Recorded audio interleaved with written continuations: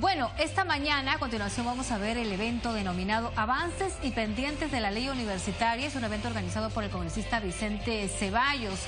Se desarrolló en el auditorio Alberto Andrade del edificio Juan Santos Atahualpa. Veamos.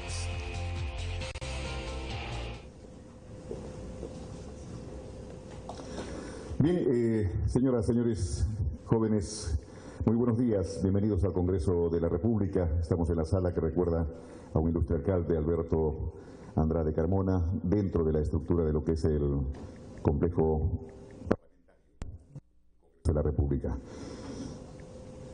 Saludamos en la mesa la presencia de los señores congresistas, Vicente Ceballos, cuyo despacho justamente organiza este evento, la congresista Gloria Montenegro, el ex congresista Sergio Tejada, los señores que van a estar comentando, el doctor Carlos Novoa, el asesor principal de la Superintendencia Nacional de Educación Superior Universitaria, que es la SUNEDU. Igualmente saludamos al señor Ricardo Cuenca, psicólogo social, doctor en educación y actualmente director general del Instituto de Estudios Peruanos IEP. La razón de este evento que convoca, promueve el despacho del congresista Vicente Ceballos es justamente los avances y temas pendientes de la reforma universitaria, hablando justamente con los estudiantes en esta oportunidad de esta convocatoria para poder tener claro y tener una visión clara de lo que es la ley universitaria. Discutir con ustedes, jóvenes, sobre los avances y pendientes de la reforma universitaria. Igualmente elaborar un documento sobre propuestas de modificación y puntos que son innegociables, que recoja la opinión de los estudiantes. Vamos a iniciar la ceremonia con el saludo y la apertura de este evento a cargo del señor congresista Vicente Ceballos. Congresista Ceballos, por favor.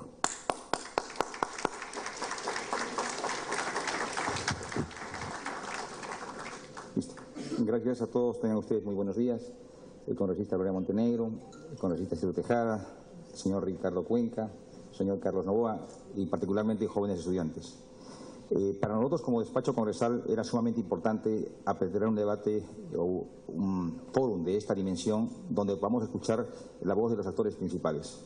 Si hacemos un alto, solo encontramos voces o bien de los rectores o bien de las altas autoridades de las universidades o también los parlamentarios, pero el motor activo, dinámico de la ley universitaria son los jóvenes. Y esta creo que es una oportunidad más que necesaria, pertinente para poder compartir, recabar de ustedes inquietudes, pareceres, puntos de vista que puedan coadyuvarnos a fortalecer seguramente algún nivel de debilidades y deficiencias que pudiera tener la propia ley universitaria. Y yo quiero hacer una remembranza. Esta ley, el 8 de julio, está por cumplir 3 años de vigencia, que fue un gran esfuerzo. Y digo un gran esfuerzo porque apenas asumimos el cargo en julio del 2011, nos acompañaba en aquel entonces Sergio Tejada, encontramos sobre la mesa estadísticas bastante críticas. Primero, en 2 meses ya había 30 iniciativas legales para crear 30 nuevas universidades. Y lo segundo, encontramos un grave embalse de 12 leyes creando universidades, sobre infraestructura de universidades o también haciendo uso de su presupuesto que generó un grave conflicto social, inclusive algunos fallecimientos de por medio. ¿Qué hacemos? Y la primera acción que dispusimos de manera corporativa en la Comisión de Educación fue aprobar la ley de moratoria de universidades por 5 años. Y esta justamente vence en diciembre de este año. Tenemos que revisar, tenemos que evaluar, porque seguramente también vendrá un segundo embalse de proyectos de ley a partir de enero del próximo año, y en tanto no se consolide lo que es la ley universitaria, definitivamente creo que esto resulta sumamente peligroso. Ha habido un largo camino que recorrer. Conflicto de intereses, cerca de una decena de rectores eran parlamentarios y obviamente con un legítimo, entre comillas, interés de neutralizar la posibilidad de que esta ley avance. Una vez que se dio la ley, hubieron hasta 4 demandas de inconstitucionalidad ante el Tribunal Constitucional, que dicho sea de paso, no observó una sola línea. Dijo que era absolutamente constitucional. Y también hubieron una suerte de variadas acciones populares en Ica, en el norte, en el sur, en todo lugar. Sin embargo, lo trascendente fue que el Tribunal Constitucional prácticamente avaló la plena vigencia de lo que es la ley universitaria. Pero en el largo camino, y recientemente en noviembre y diciembre del año pasado, estuvimos sujetos también a algunas contravenciones internas. Ustedes recordarán, se planteó una iniciativa legal para la continuidad de los señores rectores en el cargo, muy al margen de lo que disponía la ley universitaria. Y más recientemente se planteó una iniciativa legal para reestructurar el SUNEDU. Obviamente, entre comillas, obviamente con la sana intención de darle mayor objetividad e imparcialidad a las disposiciones que podría estar asumiendo SUNEDU. Y refresco estos dos últimos temas porque los auténticos paladines de la sostenibilidad han sido los jóvenes, ustedes. Así como conjuncionaron criterios en la llamada ley Pulpín, también conjuncionaron criterios, expectativas, tuvieron una presencia efectiva en calles y plazas a nivel de todo el país para defender la ley universitaria. Y otra vez la pregunta un poco irónica, ¿no? Si ustedes han sido el soporte de esta continuidad, vigencia de la ley universitaria, ¿se dio un espacio democrático, formal, como el que proponemos esta mañana para poderlos escuchar? Creo que no. Como Comisión de Educación, de la cual soy parte, estamos impulsando la apertura de un debate serio, democrático, responsable, pero que obviamente participen los actores principales, y en este caso, ustedes, estudiantes. Y nos falta mucha tarea por recorrer. Yo vengo de compartir una grata experiencia en Moquegua, de donde soy, la Universidad José Carlos Mariátegui. Acaban de hacer elecciones democráticas, los estudiantes participaron masivamente, sin embargo, los docentes no. Y al no participar en el porcentaje mínimo, las elecciones fueron declaradas nulas. Y aquí viene el tema mayor. Es que todavía, y seguramente ustedes lo están percibiendo y viviendo, es que todavía hay conflicto de intereses entre ciertos grupos de profesores principales. Y esto está neutralizando, paralizando la institucionalidad de la universidad peruana. Ese es un punto para anotar que seguramente los vamos a abordar en el desarrollo de este foro. Y hay temas muy reconfortantes para nosotros en esta ley. Un tema sumamente importante es el voto universal. Creo que ustedes pueden dar mejor testimonio que yo del impacto, la necesidad y sobre todo la legitimidad con que empiezan a ejercitar funciones las autoridades universitarias. Otro aspecto importante es romper este burdo, injusto mensaje que daban las autoridades para solo priorizar profesores contratados, más no nombrados. Profesores contratados sin ningún nivel de estabilidad, pésimas remuneraciones, exigencias muy altas en cuanto a formación, en cuanto a investigación, pero remunerativamente muy modestas. Y esto es injusto. Trabajamos también el tema de lo que es la transparencia, que dicho sea de paso, poco se ha avanzado y seguramente debe ser un proceso de evaluación. Y un tema complementario es la fiscalización. Muchas universidades gozan de beneficios tributarios. Obviamente SUNAT y menos el Ministerio de Educación tenían instrumentos legales para acudir a una mejor y oportuna fiscalización. Bueno, esta ley les está dando. Entonces, esperemos que esto en el transcurso de la mañana podamos irnos ventilando. Pero un norte que define el rol de las universidades frente a la comunidad es la investigación. Y esta ley ya nos habla de un vicerrector en investigación y nos da todo un esquema institucional de cómo debe asumir cada universidad en particular la investigación. Entonces, tenemos el marco normativo. ¿Qué nos falta? Nos falta acudir a las decisiones internas que tiene que darla cada universidad. Y yo sé que aún a 3 años hay mucho por recorrer, pero mucho que consolidar. Pero nunca hablamos que este era un proceso de reforma universitaria de un día para otro. Siempre hablamos de gradualidad. Y estamos a mitad de camino. Más temprano que tarde hablaremos de una universidad institucionalizada y la mejor perspectiva de proponerle a los estudiantes calidad en su formación, pero darle un mensaje al país de que hay calidad de profesionales que están en la mejor disposición de apuntar a un desarrollo sostenible, con garantía y con claras perspectivas de crecimiento y desarrollo. Correspondería preguntarnos finalmente, ¿este es un proceso consolidado? Es un proceso gradual, pero más que ello, yo puedo atreverme a decir, es un proceso irreversible. Creo que esto no puede retroceder. Pero eso no significa caer en la pasividad de que esto continúe. Muy por el contrario. Los agentes que tienen que estar atentos a cómo evoluciona y cómo se consolida en esta gradualidad la línea universitaria somos nosotros como contraparte política, pero esencialmente son ustedes jóvenes. Hoy a ustedes les corresponde también ser parte de este protagonismo que demanda lo que es la consolidación del nuevo régimen de formación universitaria. Y por ello estamos acá. El actor principal de esta reunión son ustedes. Y los hemos invitado de la forma más respetuosa y formal para esta vez darnos la oportunidad de escucharlos nosotros a ustedes.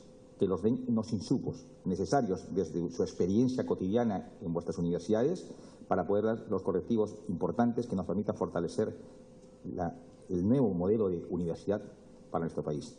Le reitero mi bienvenida. Buenos días.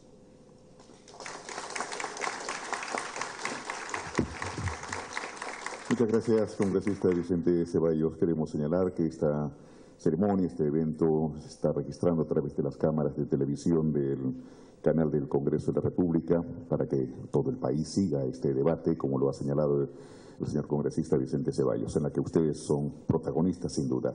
La mecánica de este evento es: en la primera parte hay una primera mesa en la que va a participar como expositor el doctor Carlos Noboa, ya lo hemos dicho, es asesor principal de la SUNEDU, con los comentarios del congresista Ceballos y de la señora congresista Gloria Montenegro. En la segunda mesa, la exposición estará a cargo de el señor ex congresista Sergio Tejada y el señor Ricardo Cuenca.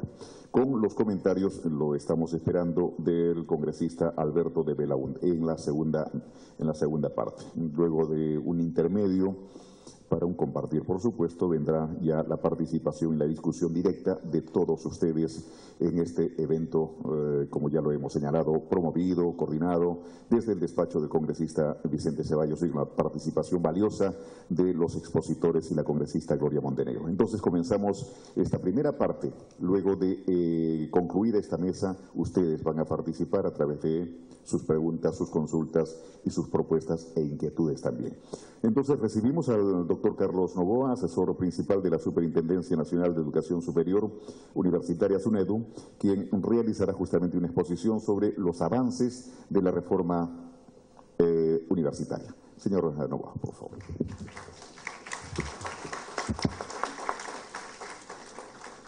Muy buenos días a todos. Muchas gracias por estar aquí. Mi agradecimiento especial al congresista Vicente Ceballos por esta iniciativa de convocar a los actores principales de la reforma universitaria, que son ustedes, los estudiantes. También nuestro agradecimiento a la congresista Gloria Montenegro. Saludo especial también al ex congresista Sergio Tejada y al doctor Ricardo Cuenca, quien es una autoridad en temas de educación superior universitaria. Bien, antes de pasar a explicar brevemente cuáles son las funciones de la SUNEDU y qué es lo que hay que hacer para consolidar la reforma universitaria, quería darle un par de apuntes y de precisiones, ¿no? Hemos nosotros a lo largo de este tiempo, sobre todo en las últimas semanas, sostenido reuniones con todos los actores que tienen que ver con la reforma universitaria. Desde mi punto de vista, esta reforma, la ley universitaria, tiene dos aspectos claves. Uno es el que se pasa de un modelo de autorregulación a un modelo de supervisión.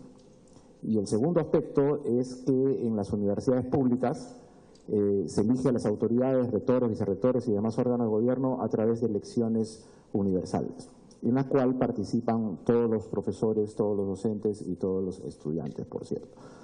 Sin embargo, esta es una ley que ha generado, pues, hay que decir las cosas claras, ¿no? Es una ley que ha sacado ronchas porque a nadie le gusta que lo supervisen. En las universidades privadas, en las universidades públicas, la idea de tener elecciones universales pasa por el hecho de acabar con determinados grupos de poder que siempre se enquistan en el gobierno de una universidad y que se den cuentas, ¿no? Que se dé cuenta sobre lo que está haciendo, de tal forma que quienes postulan a los cargos de rector y vicerrector sean elegidos por sus propuestas y que también tengan que rendir cuentas a lo largo de su gobierno. Entonces, estos temas pues se han causado alguna controversia, alguna molestia, como bien ya lo dijo el congresista Vicente Ceballos. Esto ha sido una larga lucha en el Congreso, en el Parlamento. Aquí está el congresista Tejada, el congresista Ceballos, que han participado de esa lucha para sacar la ley universitaria adelante. Gran parte de la ley, o mejor dicho, la ley en sí, por supuesto que es una ley perfectible. Es una ley que cuando hemos conversado con estudiantes, docentes, muchos se han quejado de nosotros en la SUNEDU por algunas cuestiones que tienen que ver con la ley. Pero solamente para recordar que la ley no la hemos hecho nosotros, ¿no? La ley la han hecho los congresistas. Cualquier modificación que se deba hacer tiene que hacerse pues en el ámbito de un debate en el Congreso en el que participamos todos los involucrados con esta reforma universitaria. Bien. Ok. Algunos elementos importantes también, ¿no? En este momento en el Perú existen 142 universidades, entre públicas y privadas. Antes de la ley universitaria, o la ley universitaria se da precisamente por una sugerencia del Tribunal Constitucional que se dio cuenta que se estaba vulnerando el derecho de educación, y algo que era evidente, se declaró en crisis el sistema educativo, que era algo que que ya se presentaba, algo que era evidente, pero cuando nosotros como ciudadanos, no como funcionarios, no como estudiantes o políticos, sino como ciudadanos, simplemente nos ponemos a pensar en los grandes problemas del país, el tema de la reforma, el tema universitario estaba ahí, estaba presente, ¿no? Y algo que a nosotros nos compete siempre decir, sobre todo cuando hay dificultades en las universidades públicas, y vienen y digamos hay una lucha de poder entre dos facciones, sobre todo en las universidades públicas, y aquí hay alumnos de universidades públicas que saben bien de lo que estoy hablando, y se quejan a veces de la SUNEDU. Pero, caramba, la SUNEDU recién tiene 2 años de vida, y los problemas en la universidad pública tienen más de 30 años, de manera tal que no se puede achacar pues un problema estructural que viene acumulando mucho tiempo a una entidad que está tratando de hacer las cosas bien. Y eso fue reconocido por el Tribunal Constitucional, que señala que se estaba vulnerando el derecho a la educación. En el año 2012, el Congreso aprueba la ley de moratoria de 5 años para la creación de universidades públicas y privadas. Es decir, no se puede crear, existe una moratoria, una prohibición hasta fines de este año para crear universidades públicas o privadas. Y ya el congresista Ceballos ha adelantado, esto tendrá que ser seguramente una discusión en el Congreso, qué va a pasar con esa moratoria, ¿no? Si se prolonga o se suspende. En el año 2014, en julio del 2014, se aprueba la nueva ley universitaria y la creación de la SUNEDU, la Superintendencia Nacional de Educación Superior Universitaria. Siguiente, por favor. Aquí hay unos hitos o unos ejes que son para nosotros muy importantes señalar, no se ve bien ahí, pero yo se los voy a leer, ¿no? ¿Qué ocurría antes con la Asamblea Nacional de Rectores y qué ocurre ahora? Primero, antes las autoridades universitarias se autofiscalizaban, es decir, no rendían cuentas, se autorregulaban, se autofiscalizaban, y eso pues generaba algún tipo de caos seguramente. Ahora existe un ente supervisor con un consejo directivo autónomo constituido, formado por un concurso público. Segundo punto, antes había una sensación o un abandono del Estado con respecto a los temas universitarios. Hoy, con la reforma, el Estado asegura la calidad de la educación universitaria y se busca el fortalecimiento de los gobiernos en las universidades públicas. Antes era evidente que había, y todavía existe, ¿no?, altos niveles de desigualdad en la calidad, y hoy lo que se busca es un suelo común para todos a partir de las condiciones básicas de calidad, que luego les voy a hablar de qué es el eje central de lo que es el licenciamiento, que busca el licenciamiento. Antes los casos de corrupción e ilegalidad eran más que evidentes. Hoy se busca corregir eso justamente, como les comentaba, en elecciones en universidades públicas a través de elecciones universales, a través de la transparencia y, por supuesto, de la supervisión y fiscalización. Cuando me refiero a transparencia es a la obligación que tienen las universidades de publicar las cosas en sus portales web.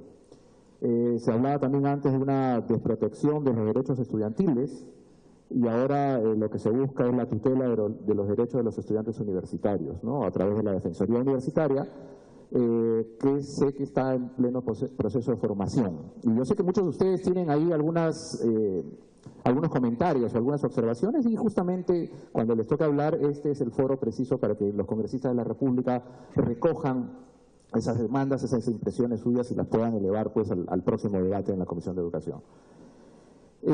También hablamos de la investigación académica relegada. Poco se hablaba de investigación académica, ¿no? Y hoy hay fondos para investigación, existe, como lo dijo el congresista Ceballos, vicerrectorado de investigación.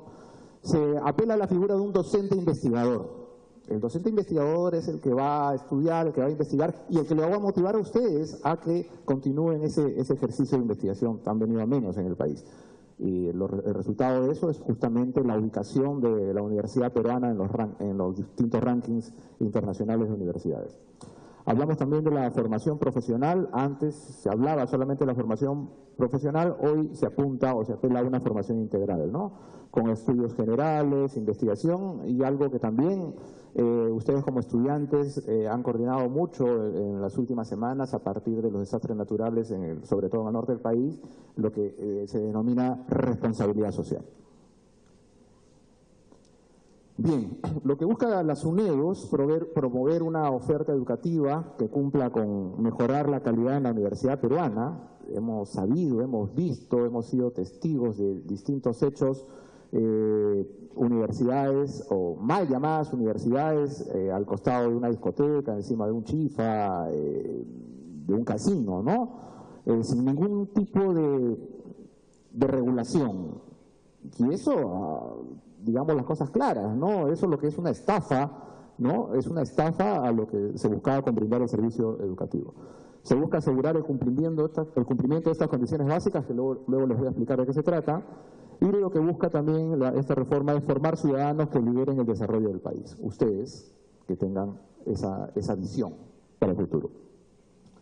La SUNEDU viene trabajando en estos ejes. Estas son las 4 funciones que tiene la SUNEDU, no hace más. La SUNEDU no pone, no quita rectores, la SUNEDU no se mete, no interviene, no viola ni violenta de ninguna manera la autonomía universitaria. Las funciones de la SUNEDU son las de licenciamiento, la de supervisión, la de fiscalización y el registro y la administración de los grados y títulos. Vamos a hablar un poco de lo que es licenciamiento, uno de los principales ejes centrales de la reforma universitaria, ¿no?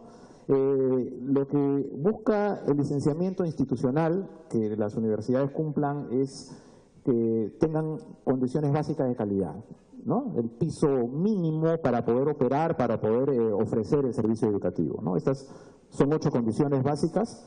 La primera es la oferta educativa compartible con instrumentos de planeamiento, es decir, que una universidad oferte carreras que se necesitan, ¿no? Esto es algo que se debe también, se está manejando a nivel regional, porque evidentemente las necesidades que hay en la selva no son las mismas que hay en el sur, en la Sierra Sur o en la costa norte, por ejemplo, ¿no?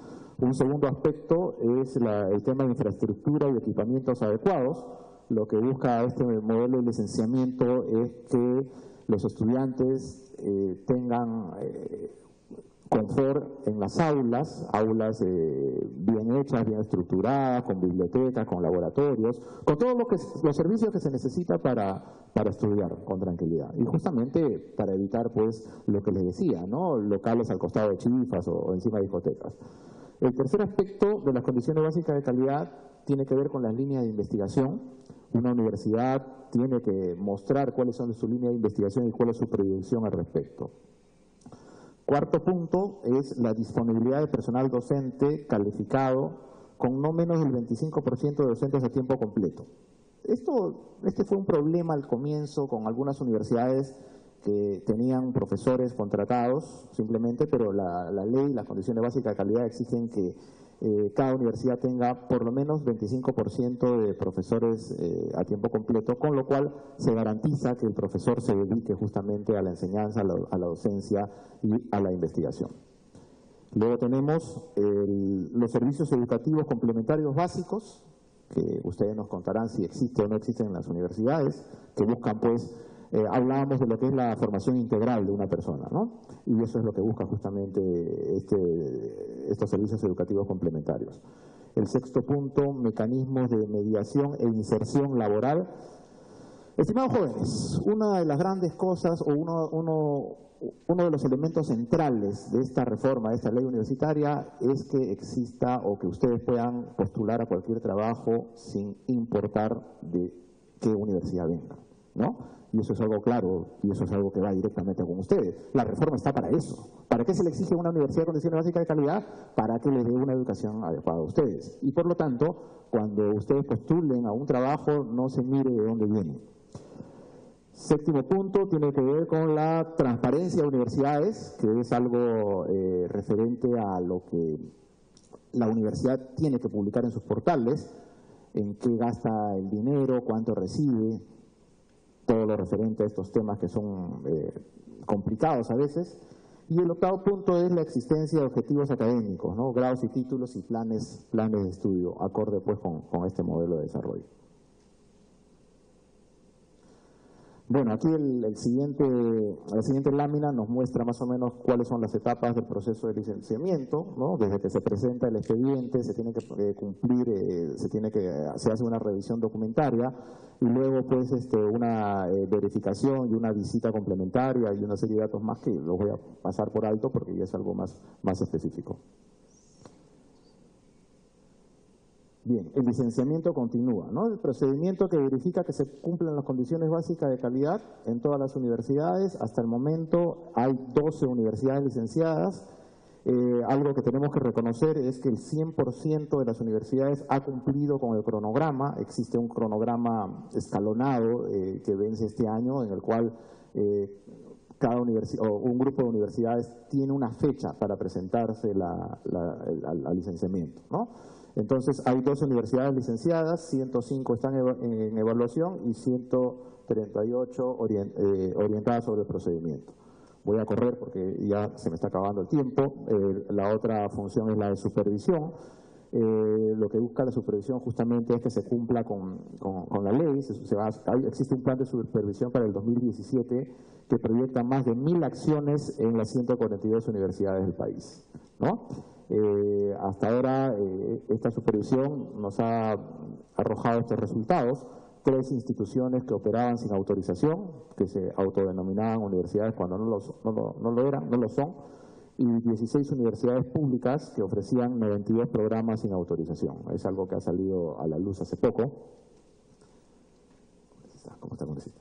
Y la SUNEDU elaboró y puso en conocimiento mecanismos para que estudiantes afectados continúen sus estudios, ¿no?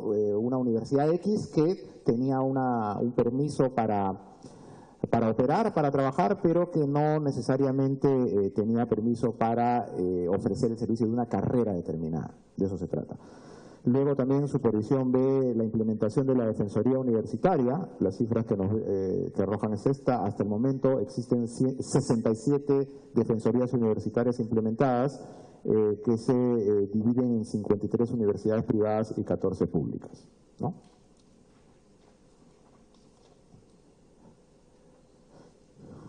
A diciembre del 2016, ninguna universidad cumple con el 100% con este indicador. Estamos hablando de la transparencia universitaria, un poco lo que les decía, lo que tiene que estar publicado, y eso es una exigencia que ustedes tienen que hacer a sus respectivas autoridades, ¿no? Existen los mecanismos para hacerlo, que es algo que va a explicar la SUNEDU. En la actualidad, el 41% cumple totalmente con el deber de transparencia, apenas el 41%. Y otras acciones de la Dirección de Supervisión, atención de denuncias. Ahí está cuáles son las competencias de la SUNEDU, cuáles son las competencias del INDECOPI y cuáles son las competencias de otras entidades como la Contraloría General de la República, la Defensoría Universitaria, la Defensoría del Pueblo, Ministerio Público y el Poder Judicial, ¿no? Entonces cada una de esas tiene una serie de detalles. Hasta el momento el 100% de denuncias que se han presentado en el 2016 fueron atendidas y se han realizado 47 acciones de supervisión especiales originadas. Nos vamos ahora, para terminar, a la Dirección de Grados y Títulos, ¿no? Lo que está dando ahora son constancias de inscripción en línea, que esto es algo bastante importante para nosotros. Se trata del documento oficial que ahora se puede obtener por internet sin necesidad de viajar hasta las oficinas de la SUNEDU en Lima, ¿no? Constancia de inscripción en línea, antes costaba 30 soles, se demoraba 4 días y tenías que darte el salto hasta Surco si es que vivías en Lima, y si vivías en provincias tenías que venir pues a la ciudad de Lima para tener esa constancia. Hoy esto tiene un costo de apenas 9 soles, se hace de manera virtual y la entrega es inmediata. Luego tenemos en grados y títulos también la producción universitaria, el RENATI, que es el Registro Nacional de Trabajos de Investigación, que impulsa la cultura de la información y su acceso libre. Agosto del 2016 teníamos 19.912 investigaciones recolectadas y hoy hasta marzo de este año 37.509 investigaciones que están ahí para que ustedes las puedan revisar. Y bueno, esto es básicamente lo que hace la SUNEDU. Yo, de todas maneras, aquí quedan muchos casos. Estoy seguro que con los temas de supervisión, por ejemplo, el tema de denuncias, hay muchas inquietudes. Espero que esto no termine acá. Y ustedes ya saben, muchos de ustedes han ido a la SUNEDU. Ustedes saben que la SUNEDU es su casa y no necesitan invitación para ir. Muchas gracias. Bien, muchas gracias al doctor Carlos Novoa, asesor principal de la SUNEDU, como ya lo hemos dicho. Entonces, ahora sí los comentarios y luego vienen ustedes, jóvenes. Los comentarios a cargo de los señores congresistas, congresista Vicente Ceballos y congresista Gloria Montenegro. Congresista Ceballos, bueno, las damas primero entonces. Congresista Gloria Montenegro.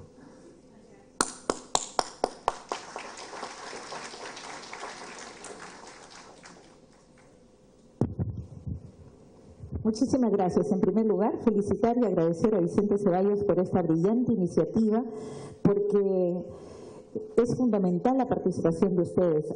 Un abrazo y cordial saludo a todos los integrantes de la mesa. Y les preguntaría, ¿existiría la universidad sin alumnos? Imposible. Sin embargo, no solamente en el contexto anterior y en varios procesos los estudiantes son ignorados y nuestra inquietud es cómo incluirlos en este proceso de cambio para la calidad. Tengo acá a la mano el Proyecto Educativo Nacional con los objetivos y resultados que se deben alcanzar al 2021. Y el primer objetivo dice oportunidades y resultados educativos de igual calidad para todos. Miren qué importante. No habla de una educación de calidad, no habla de que todas las universidades deben de habla de oportunidades y resultados educativos de igual calidad para todos. Vale decir que la Universidad de Moquegua, donde estudió Vicente, la Universidad de Chiclayo, donde estudié yo, la universidad privada de cualquier parte del Perú, al momento que ustedes salen, sus competencias deben ser tales que no tengan que hacer cola ni trabajar donde no corresponde, ni donde no puedan sentirse realizados. Entonces, ahí hay muchísimo por hacer.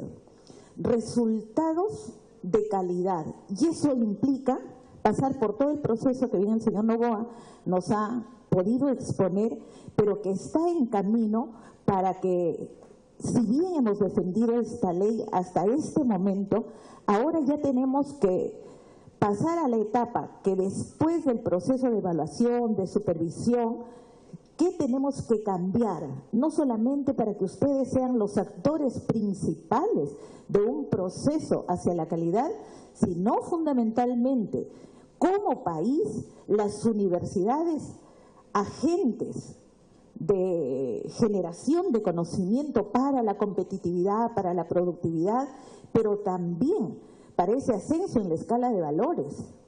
Entonces, en ese contexto, hemos tenido desde mi despacho un trabajo bastante interesante, porque en ese proceso de defensa que teníamos que realizar en vista de que se presentaban muchos proyectos y algunos de ellos planteaban volver al esquema anterior, entonces hemos tenido la posibilidad de reunirnos con universidades públicas, privadas, con docentes, con la SUNEDU, con rectores, pero también con dirigentes estudiantiles. Entonces, primero con el SUNEDU, acá hay un tema que realmente vale la pena todos los esfuerzos que están realizando.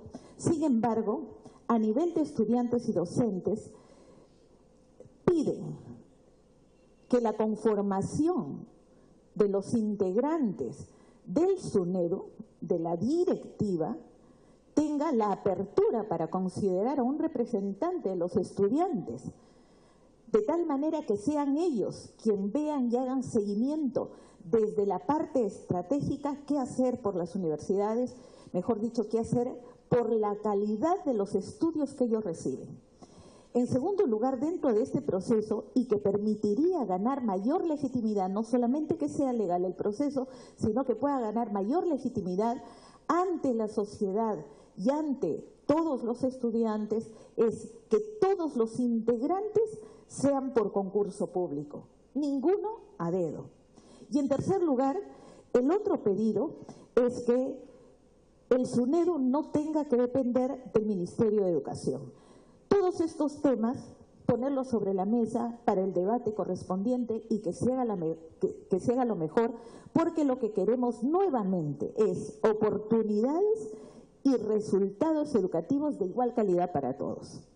Dentro del proyecto educativo nacional también hay algo que es fundamental, una gestión descentralizada, democrática, que logre esos resultados y es financiada con equidad. ¿Saben por qué la mayor cantidad de universidades nacionales no han logrado el licenciamiento hasta ahora? No es porque no quieran, es por falta de financiamiento para el tema de infraestructura, para el tema de licencias, para el tema de poder pasar a propiedad los terrenos bajo los cuales fueron construidos. Y me decía el rector de una universidad tan antigua y prestigiosa de Lima, me decía: Gloria, tenemos 300 años dando títulos universitarios para que ahora nos digan que no somos o no tenemos bajo esta ley la capacidad de titular. Sin embargo, entrando ya a la parte administrativa, no se trata del proceso y la validez, el valor que tienen al dar los determinados grados en los diferentes niveles, no, sino que por procesos administrativos tediosos, por la falta de recursos para que esas universidades tengan todas las posibilidades en calidad, no solamente de infraestructura, en calidad de laboratorios, en que los docentes tengan la capacidad de actualizarse periódicamente y sobre todo de que los alumnos tengan todas las facilidades para estudiar. Ustedes tienen que reconocerse en cada uno de sus lugares como una élite que el país requiere tanto de ustedes para que estas nuevas generaciones no solamente cambien el sentido del estudio, que no es yo voy a estudiar porque quiero ser abogado, médico, ingeniero y porque quiero mi título. No, es obligatorio, es de hecho que se ingresa a la universidad para sacar el título. O sea, ustedes ingresan para hacer el gran cambio en el país, en la carrera que elijan. Y lo único que se les pide es que sepan elegir esa carrera de acuerdo a su vocación, de tal manera que cuando estudien a nivel de cada uno de los grados, en pregrado, en posgrado, en sus doctorados, lo hagan con amor, con alegría, con entusiasmo, porque no habrá época más bonita que estar en la universidad, sea pública, sea privada, en costa, en sierra, en selva, en la punta del cerro. Son una élite y que tienen que reconocerse como tal y elevar mucho su autoestima, porque mi autoestima no es un sentimiento estático, es un sentido dinámico de un proceso de cambio y de mejora continua, y ahí tienen que estar ustedes. Por eso la importancia de que sean el eje central de todo cambio en el sistema educativo. El otro tema que me parece sumamente importante, dice: educación superior de calidad se convierte en factor favorable para el desarrollo y la competitividad nacional. Pero acá señala, 3 minutos, con esto acabo. Un sistema renovado, articulado al desarrollo del país. O sea, ¿qué quiere su región? ¿Qué quiere su localidad? De tal manera que hasta cuando terminan esa investigación que realizan al desarrollo del país. O sea, ¿qué quiere su región? ¿Qué quiere su localidad? De tal manera que hasta cuando terminan esa investigación que realizan, les sirva al país, les sirva a su región, les sirva a su distrito. Se produce conocimiento relevante para el desarrollo y la lucha contra la pobreza. Mitad de nuestro país es pobre. El INEI puede decir lo que quiera, pero que nosotros que visitamos costa, sierra, selva, comunidades, más ahora en la época de la emergencia, no tienen idea lo que se puede ver en el ámbito nacional. Centros, comunidades, más ahora en la época de la emergencia, no tienen idea lo que se puede ver en el ámbito nacional. Centros universitarios técnicos que forman profesionales éticos, competentes y productivos. Y eso no se los tengo que explicar. Ustedes pueden hacer lo que quieran en la vida. hacerlo como quieran, pero dentro de esa conducción normal que se llama principios y valores de vida. Si lo hacen así, no tendrán que bajarle la cabeza a nadie nunca. Gracias. Muchas gracias, congresista Gloria Montenegro. Congresista Vicente Ceballos. Gracias. Sí, algunas cuestiones muy puntuales. Aún se sigue escuchando el argumento de que esta es una ley intervencionista y mayor razón aún cuando está de por medio SUNEDO. En principio, y hay que ser reiterativo en esto ha sido aclarado y definido perfectamente por el Tribunal Constitucional al hacer una interpretación precisa de lo que es el artículo 18. Aquí en este país no hay autarquías, hay autonomías dentro de la ley y dentro de la Constitución. Y esta es una ley que ha sido aprobada democráticamente por el Congreso. Y las universidades tienen que someterse a los parámetros establecidos dentro de esa ley. Lo segundo, yo miraba indistintamente a ustedes jóvenes, y a su edad me pongo yo también en ese pellejo ajeno, ¿no? Ustedes tienen dos graves definiciones que asumir, y ya las definieron en principio. Cuando terminen la secundaria, ¿qué carrera sigo? Qué difícil. Y es una decisión personal, allí no debe influenciar nadie. Y obviamente uno acude a una especie de autoevaluación, ¿no? Y más o menos cuáles son mis atributos, mis competencias, mis aptitudes, para más o menos tenga alguna identidad con la carrera que he decidido. Y es tan importante esta decisión a la edad de 16 y 17 años porque este es un perfil de vida. Serán profesionales y esa profesión les va a dar el día a día de allí para adelante. Y la segunda responsabilidad que hay en ustedes es cuando terminan la universidad y se titulan, ¿no? Muy orgullosos, muy vanidosos, con el título bajo el brazo, salen a la calle y le gritan al mundo: ¡ya soy profesional! Y con justo derecho, ¿no? Pero ese mundo de manera unánime les contesta: ¿y a mí qué? Porque la verdad es que los espera un mundo muy competitivo, muy complejo y de un batallar cotidiano, pero más aún, confrontacional con otros jóvenes que tienen la misma expectativa e ilusión que ustedes. Y aquí entra un tema que yo no puedo pasarlo por alto, es el tema de la pertinencia. O sea, no es que la universidad oferte por ofertar, y así se da. Las universidades veían cuál era la carrera a ofertar mucho más rentable, no mirando desde la perspectiva del estudiante, sino mirando desde la perspectiva de la universidad. Yo soy abogado, y yo me atrevería a preguntarles: este país necesita de abogados. Hoy se está haciendo un gran esfuerzo en el Ministerio de Trabajo publicitando lo que son las carreras técnicas, porque necesitamos técnicos en el país. En este caso, las carreras técnicas, obviamente, son una demanda, pero también las profesiones que no necesariamente están vinculadas al tema de las letras. Por eso hablamos de la pertinencia, y la pertinencia tiene que estar definida en base a las propuestas que haga la universidad, pero sostenidas en los planes de desarrollo estratégico que tenga cada región, cada provincia o el país. Entonces, cuando ustedes salgan de la universidad, tengan un campo laboral en el cual desenvolverse. Un segundo aspecto es en el tema presupuestal. Allí sí, Carlos, nos tienes que ayudar mucho. Yo conozco universidades que hoy día están viviendo la panacea, porque tienen recursos vía canon y regalías increíbles. Les sobra dinero. Dos preguntas. ¿Qué pasa si le quitamos el recurso minero a esas universidades? Y lo segundo, ¿qué pasa con aquellas universidades que no tienen el privilegio de que en sus regiones se exploten recursos mineros?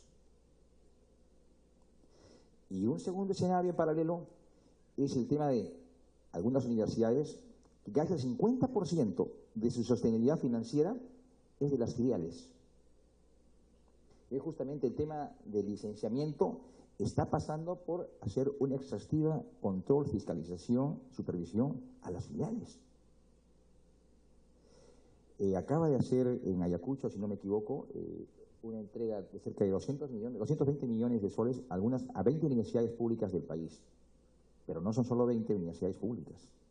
Entonces creo que como Estado, ahí sí tenemos que asumir esta responsabilidad política también como parlamentarios, tenemos que ponerle mayor énfasis a una mayor disponibilidad presupuestal para las universidades.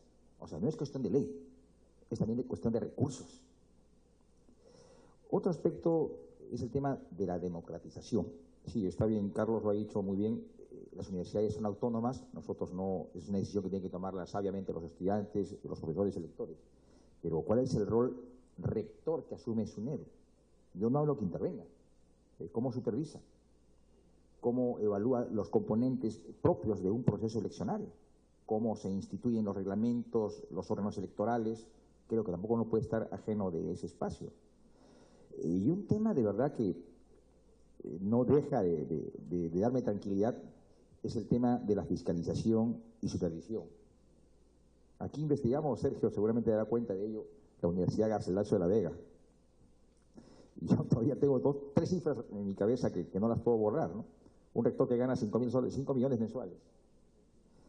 Una hija de ese rector que la designa defensor del estudiante con 50.000 soles mensuales de sueldo. Y peor aún, el hijo, secretario técnico, que está por debajo del decano, ganaba más que el decano, 50.000 soles mensuales. Investigamos, denunciamos, hace 2 años. Y el statu quo de hace 2 años sigue invariable hoy día. Y lo más grave, el Poder Judicial ha dispuesto la nulidad de todo el proceso investigatorio llevado por el Congreso. Increíble. Con el aval del Poder Judicial. Ahora está ante un recurso de queja ante el Tribunal Constitucional. Pero más allá de ello, de la conducta del Poder Judicial, que no es momento de evaluarla, vamos a que esa circunstancia objetable de esta universidad, bueno, no de la universidad como institución, sino de algunos actores de esta universidad, a pesar de la investigación, a pesar de la denuncia pública, no ha variado. Sigue incólume. Y la pregunta, ¿dónde está el Estado? ¿O dónde están los entes que tienen esta delicada responsabilidad de fiscalizar, de supervisar? Y un último tema para compartir con Carlos Novoa, funcionario especialista de SUNEDU, es el tema de licenciamiento. Sí, efectivamente son cerca de 142 universidades, entre públicas y privadas. Pero el espacio en 3 años de avance en el licenciamiento es muy reducido. Creo que apenas superan la decena, pero de esa decena son 2 o 3 públicas, es decir, más avances han tenido las privadas. Hay una especie de descompensación, les falta mayor soporte, mayor presupuesto, de repente la ley no ayuda a lo que es el fortalecimiento del proceso de licenciamiento. Creo que son temas que tenemos que irlos abordando en esta larga mañana, esclareciendo y si es necesario acudir a una rectificación para eso justamente este evento. Muchas gracias. Muchas gracias, congresista Vicente Ceballos. Avances. ¿Cuáles son los avances y los temas pendientes de la reforma universitaria? Y aquí está la intervención de los estudiantes, de ustedes jóvenes presentes, cómo está programado este evento sobre lo que ya estamos mencionando. Saludamos, por cierto, en la segunda mesa estará el ex congresista Sergio Tejada en la exposición, con el señor Ricardo Cuenca, y en los comentarios congresista Alberto de Belaunde, que ya está en la mesa con nosotros. Bienvenido, congresista de Belaunde.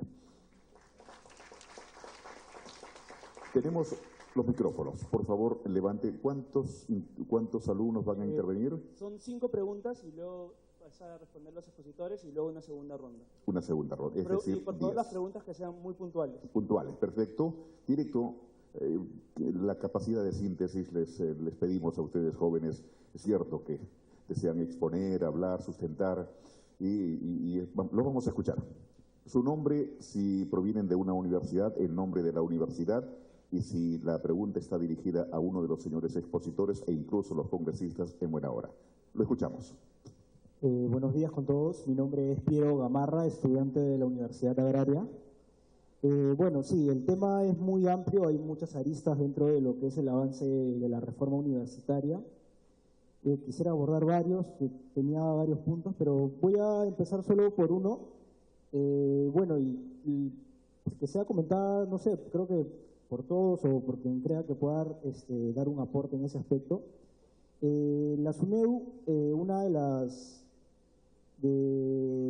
funciones que tiene para brindar el licenciamiento es justamente ver el tema de la infraestructura, el equipamiento y los servicios educativos complementarios básicos, que no entiendo bien qué significa, pero hay un tema que está contemplado en la ley, que es el bienestar universitario. Y pues en este aspecto va muy de la mano con el presupuesto que brinda el Estado hacia las universidades públicas. Y es en este aspecto que falta, creo, mucho por implementar, mucho por ordenar dentro de las universidades, tanto públicas como privadas, para lograr justamente que todas tengan por lo menos un nivel básico de aseguramiento del bienestar universitario, temas como el comedor universitario, el transporte universitario, becas, subvenciones de vivienda, viviendas universitarias, que si queremos lograr justamente calidad en investigación, calidad en enseñanza, si es que primero no se asegura este piso básico, comprendiendo que justamente muchos estudiantes universitarios vienen de familias de muy escasos recursos y que seguramente el esfuerzo que tienen que dar ellos frente a otros estudiantes de mejores recursos, de una estabilidad económica, tiene que ser 5 veces el esfuerzo de un estudiante que sí puede pagarse una buena alimentación, un transporte adecuado. Perfecto, es el solamente comentario. el comentario Claro, es la ¿qué pregunta, podríamos, por favor.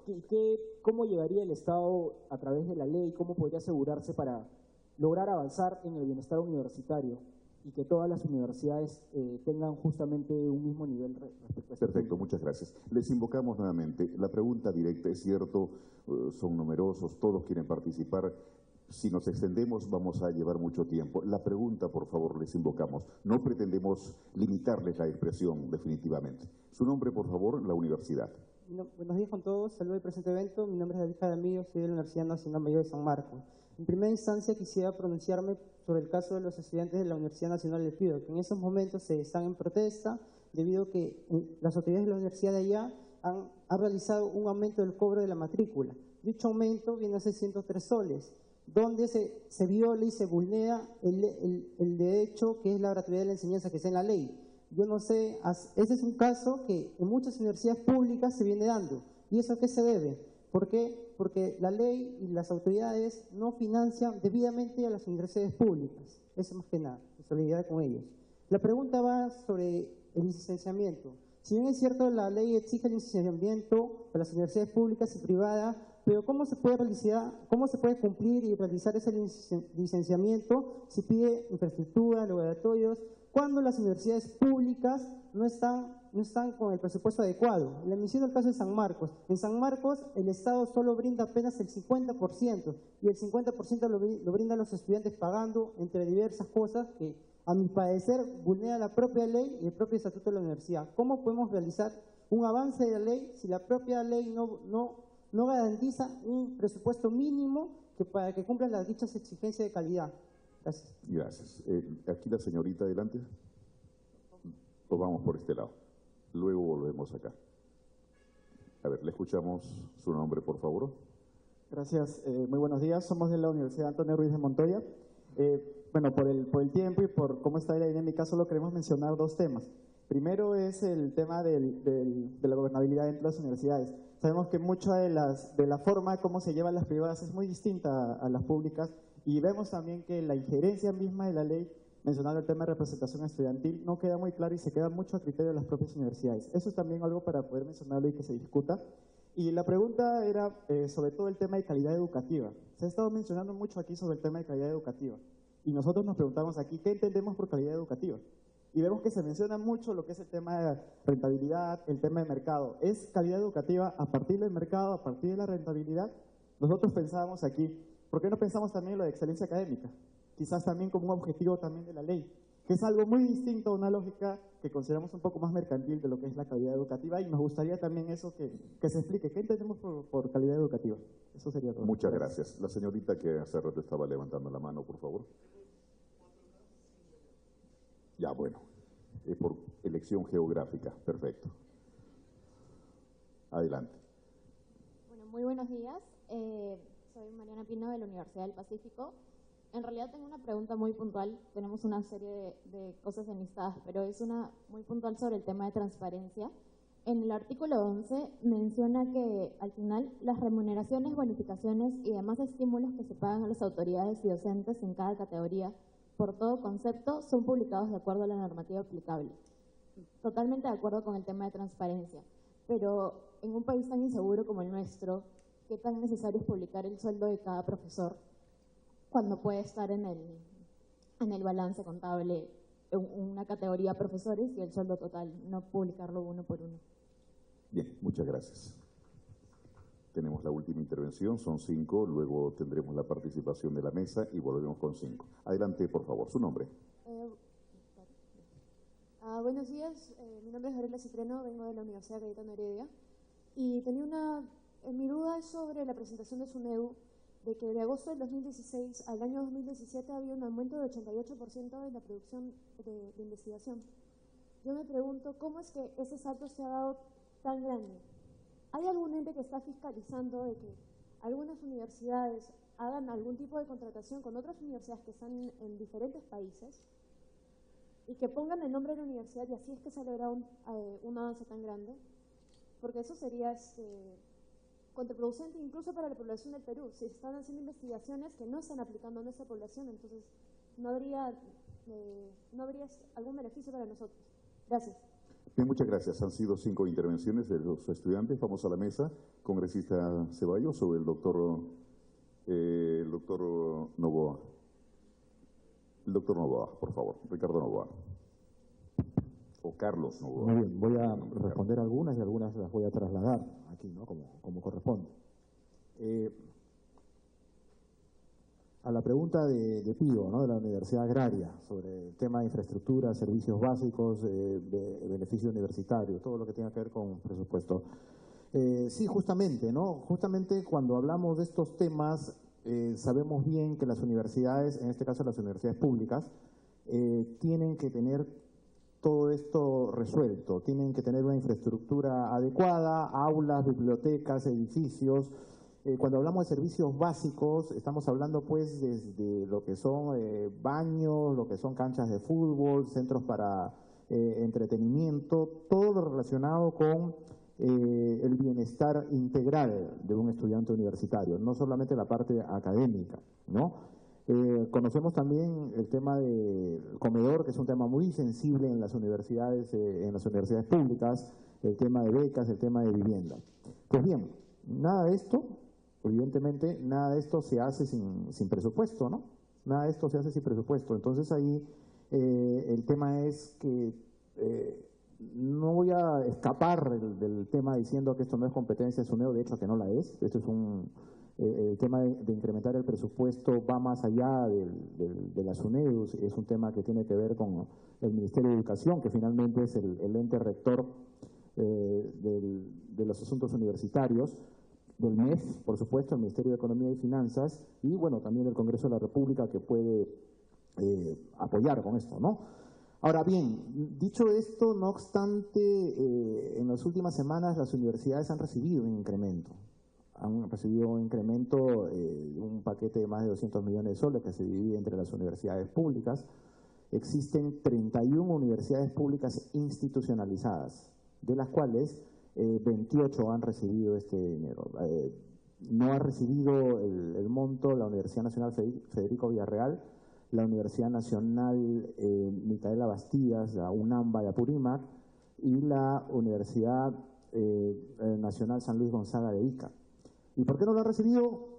Porque les falta terminar el proceso de adecuación de gobierno, es decir, justamente este proceso que les digo de elecciones universales de sus autoridades.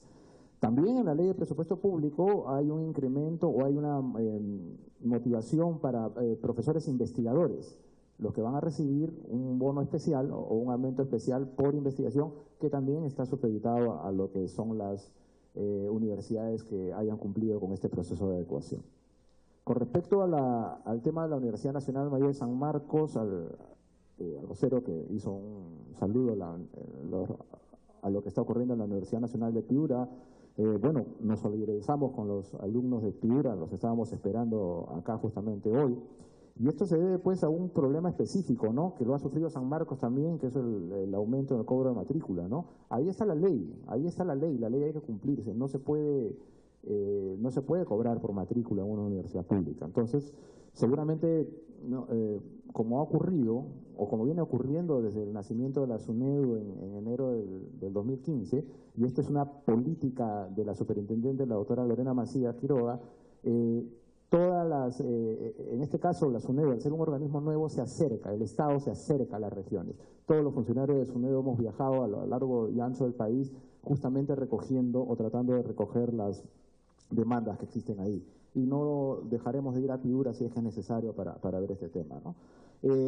¿Cómo se puede cumplir con el tema del licenciamiento si no hay plata? Bueno, justamente esta es una preocupación de la Dirección General de Educación Superior Universitaria, la DIGESU, que pertenece al Ministerio de Educación, y se está hablando, se está viendo de un dinero que se le pueda dar para apoyar el licenciamiento. Somos totalmente conscientes de dos cosas. Una, que no se puede licenciar universidades si es que no se le otorga dinero para ayudarlos, y también que la reforma, la ley, la reforma apunta a tener profesores especializados, profesores mejor preparados, profesores con grados, mínimo grado de maestría y doctorado.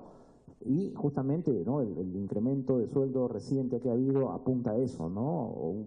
¿Qué le puedes pedir a un profesor si gana 1.200, 1.500 soles? ¿Qué le puedes pedir que estudie pues una maestría o un doctorado, ¿no? El tema de las exigencias de lo que es calidad educativa, quisiera dejárselos, no sé, de repente al doctor Cuenca, pero simplemente para terminar con lo que a mí me compete en esta parte, sobre el Antonio Ruiz de Montoya, el tema de la gobernabilidad de universidades privadas es un tema sensible justamente por la manera como se ha venido ejerciendo control en las universidades privadas, pero igual, ¿no? Es un tema que está en la ley, un tema que hay que cumplirse. ¿De qué manera se va a cumplir? Es algo que se tiene que conversar.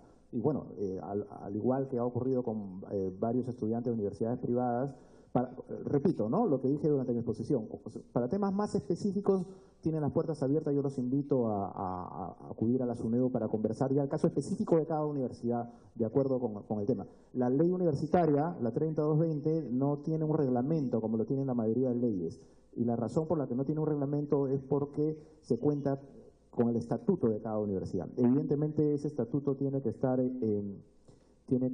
sujeto al marco de lo que es la ley, ¿no? Y sobre el tema, lo que preguntaron de la Universidad del Pacífico, ¿qué tan necesario es publicar el sueldo de un profesor en un país inseguro? Pues bien, yo comparto esa preocupación. Sin embargo, los funcionarios públicos, todos los funcionarios públicos, por ley tenemos que publicar cuánto ganamos, sale en el diario peruano, ¿no? Entonces, yo creo que es una cuestión de ver, de conversar, de revisar. Tal vez lo que se pueda publicar son los rangos, ¿no? Pero está dentro de lo que es transparencia. Y sobre el aumento de la producción académica, bueno, en realidad lo que está haciendo el RENATI, en este caso el registro de grados y títulos sobre las investigaciones, es actualizar las cosas que ya han salido, ¿no? No es que de la noche a la mañana evidentemente haya subido la cantidad de investigaciones, porque sabemos que este es un proceso que va paulatinamente, avanzando paulatinamente. Los estudiantes de la Pontificia Universidad Católica del Perú, por ejemplo, saben que cualquier tesis va a estar publicada en su registro, ¿no? Entonces, es una cuestión más bien, yo lo vería desde un punto de vista de apertura, ¿no?, que corresponde a las universidades ir incrementando este registro de acceso público para que les sirva a todos y también para evitar, por supuesto, los plagios que se puedan dar en algún momento. Bien, gracias. Congresista Gloria, sí, adelante. Sí, solo un minuto por el tema de transparencia, que es una información bastante importante. A diciembre del 2016, ninguna universidad, ni pública ni privada, cumplía con el deber de transparencia al 100%. Las universidades públicas cumplieron con publicar el 50% de la información requerida y las universidades privadas solo un 26%. Las acciones de supervisión se lograron para marzo de este año que 41 universidades cumplan al 100% con el deber de transparencia. Sin embargo, acá consideran el deber de transparencia por el tema de publicación de la información que se pide, pero eso no es todo lo que significa transparencia. Es que ustedes tengan las respuestas oportunas en el momento que deseen a costo cero, porque muchas veces para pedir información tenemos que pagar y tenemos que hacer una serie de trámites cuando todo tiene que estar a la mano de ustedes, porque la transparencia también es un ingrediente de la calidad. La calidad de los docentes, la calidad de los materiales, la calidad de la infraestructura, la calidad de los laboratorios, la calidad de los resultados de las evaluaciones, el sistema en sí de las evaluaciones, todo eso tiene que ver con la calidad. y no depende solamente de un reglamento interno de las universidades, que en las públicas es uno y en las privadas es otro, sino depende justamente de esos cambios que en el transcurso de estos años tenemos que ir dándole en función a que queremos resultados de calidad y en función a la visión de desarrollo del país. ¿Qué país queremos? Pero también qué hombre, qué mujer formamos para lograr esa gran visión como país. Y otro tema que me parece fundamental es el tema de la gobernabilidad. Problema principal en las universidades públicas. Lo que comentó Vicente de la Universidad de Moquegua, lo que comentan de la Universidad de Piura, lo puedo comentar de la Universidad Nacional de Trujillo o de la Universidad Pedro Ruiz Gallo en Chiclayo. Entonces, en provincias el tema es más crucial que en la capital del Perú. Y el tema de transparencia también tiene que tener otros indicadores, porque lamentablemente en públicas y en privadas y en la misma SUNEDU siguen habiendo casos de corrupción. Y eso no es transparencia. Y en eso todos tenemos una actuación importantísima que jugar. Los casos que anteriormente se veían a través de la Asamblea Nacional de Rectores no tienen nombre, pero ahora tienen que haber procesos, procedimientos y gestión de vía tecnología, vía comunicación, vía instrumentos que les permita a ustedes estar debidamente informados, y también su capacidad de organización, de asociatividad, interfacultades, para ver no solamente el tema de su universidad y su facultad, sino del sistema en sí. Yo creo que así como los ciudadanos deben ser los principales agentes de control de toda política pública en los 3 niveles de gobierno, ustedes son los actores principales de todo factor de control del sistema universitario, que nuevamente, repito, es el sistema que marcará el desarrollo del país. Bien, muchas gracias. Muchas gracias, congresista Gloria Montenegro. Entonces volvemos con ustedes, jóvenes. Volvemos. 3 preguntas, ¿no? 3 jóvenes. Tenemos la participación, creo que hay más damas que en esta oportunidad desean participar. Vamos, comenzar. Sí, justamente. Alumna universitaria. Sí. Buenos días con todos y todas. Soy Lupe Salazar de la Universidad Católica. Mi pregunta es muy puntual en realidad. Si se supone que la SUNEDU no es un ente sancionador, ¿qué mecanismos están utilizando para poder presionar a las universidades? ¿No? Sabemos que hay un plan de supervisión, que lo han expuesto ahorita. Sin embargo, esto no nos asegura, lamentablemente, que realmente se pueda presionar y exigir que estas universidades cumplan con lo que es la ley universitaria, ¿no? Sobre todo con lo que son las adecuaciones inmediatas, como por ejemplo lo que hemos venido hablando, que es el área de transparencia. Gracias. Bien, muchas gracias. La siguiente intervención, por favor.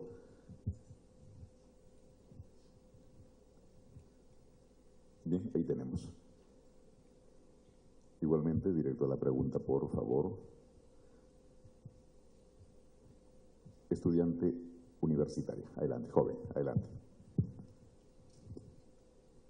Mi nombre es Cintia Mendoza, de la Universidad Peruana de Ciencias Aplicadas, y mi pregunta va relacionada a la investigación. Si bien es cierto, la ley universitaria promueve la investigación, por ejemplo, haciendo que el personal a tiempo completo sea mínimo el 25% en las universidades, pero ¿cómo supervisar que ese personal a tiempo completo se dedique a la investigación o a más a funciones administrativas?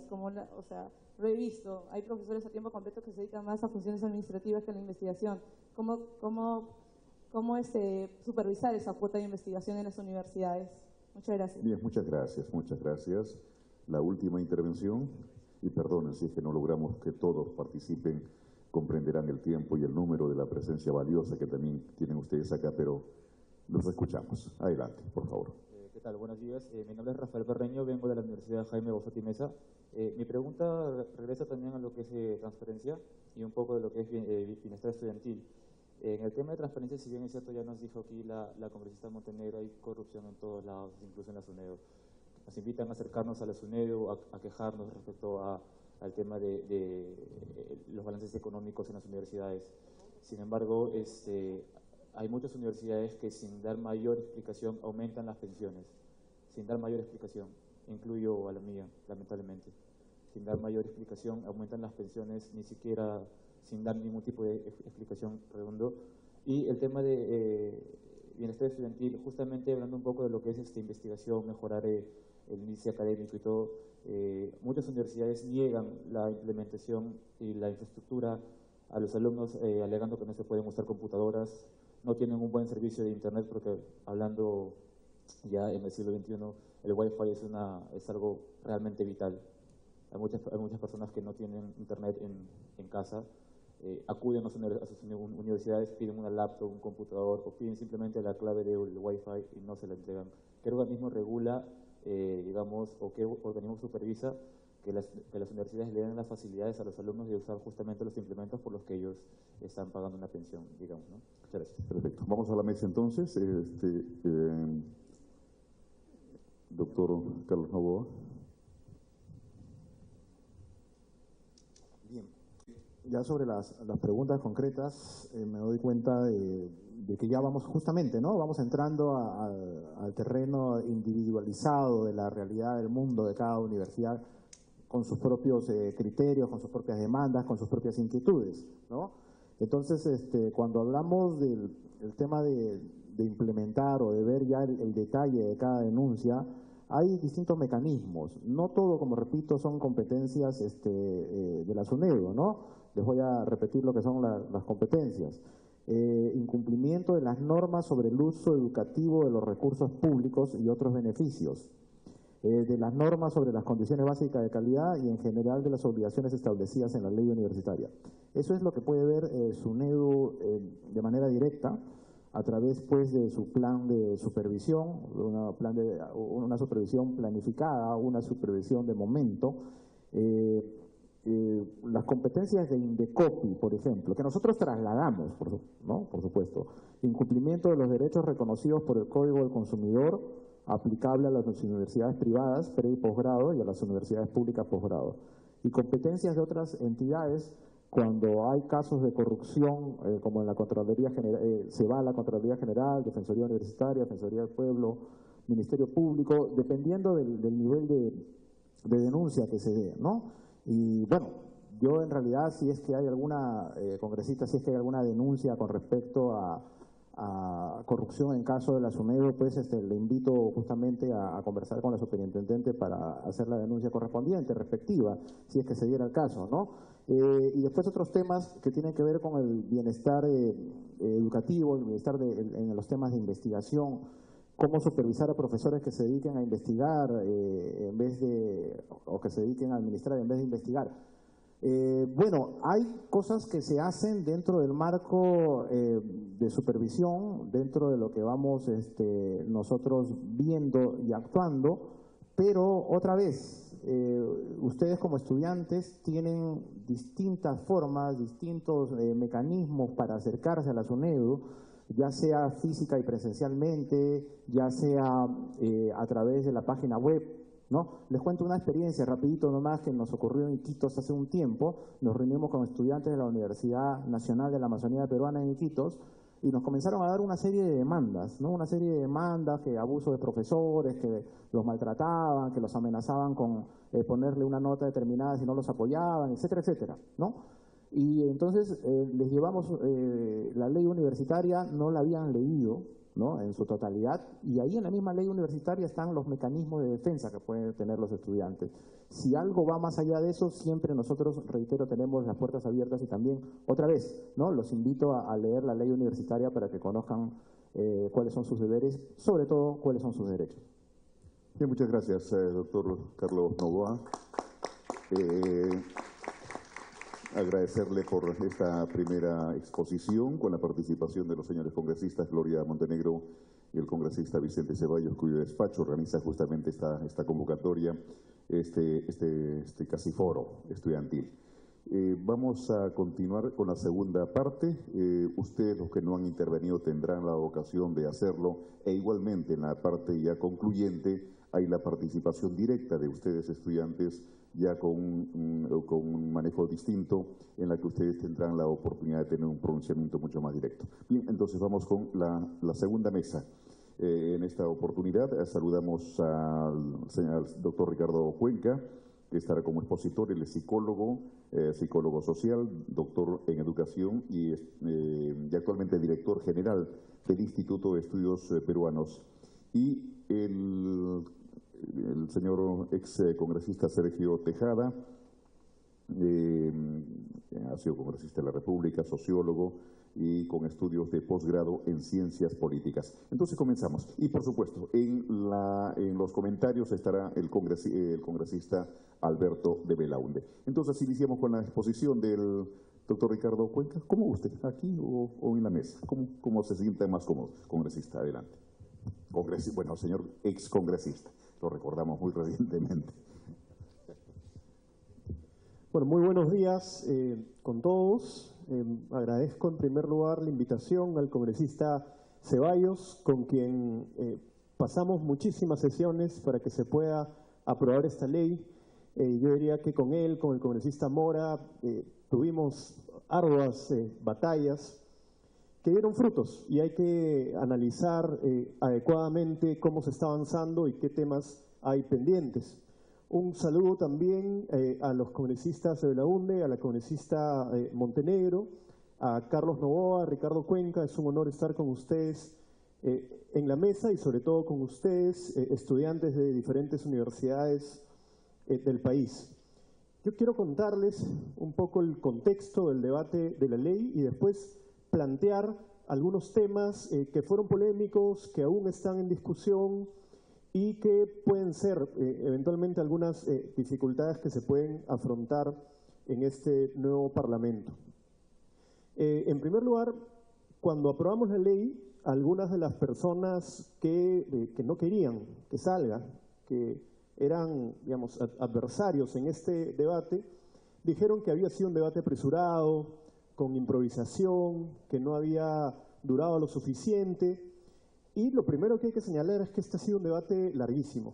Se aprobó la ley universitaria un 26 de junio del 2014, pero habíamos tenido 18 meses de discusión en la Comisión de Educación.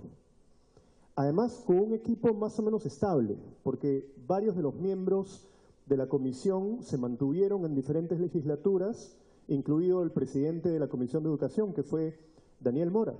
Fueron 18 meses con mucho apoyo de diferentes entidades del Estado, con un equipo consultivo excelente, entre los cuales estuvo Ricardo Cuenca, y además no era un debate que se iniciaba en el periodo 2011-2016, sino que había tenido varios años de debate en el periodo parlamentario anterior. Se había tenido una discusión sobre la nueva ley universitaria a partir de diferentes iniciativas que se habían dado desde la sociedad civil, a partir de una iniciativa que se había dado también en el Ministerio de Educación con una comisión de la segunda reforma que elaboró un proyecto de ley que en gran medida sirvió de base para el debate que nosotros tuvimos en el Parlamento. Entonces yo diría que hubo varios años antes de debate, antes de esos 18 meses que tuvimos en la comisión para que se logre aprobar este proyecto de ley. Tuvimos dificultades. Como se ha dicho aquí, había congresistas vinculados a universidades privadas que no querían que salga una nueva ley, que no querían que haya supervisión, que no querían que haya fiscalización ni se les reclame determinados estándares de calidad, y los teníamos adentro de la comisión. Y teníamos discusiones muy fuertes, incluso momentos en los que se tenían que suspender las sesiones o que no podíamos avanzar.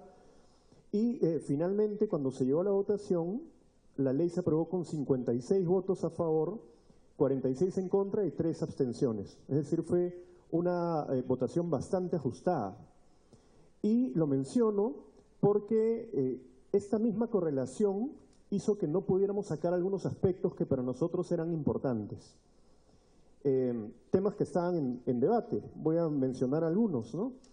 En primer lugar, una discusión fuerte con respecto a la autonomía universitaria. Se decía que la ley vulneraba la autonomía, que no debía haber un ente rector de la educación, como lo es el ministerio, no debería haber un supervisador, como lo es el SUNEDU. Sin embargo, se presentaron varias acciones de inconstitucionalidad y el Tribunal Constitucional finalmente dijo que la ley era perfectamente constitucional en todos sus extremos. Debe haber una supervisión. La universidad es central en la vida de un país. Yo siempre digo que hay una relación entre la sociedad y la universidad.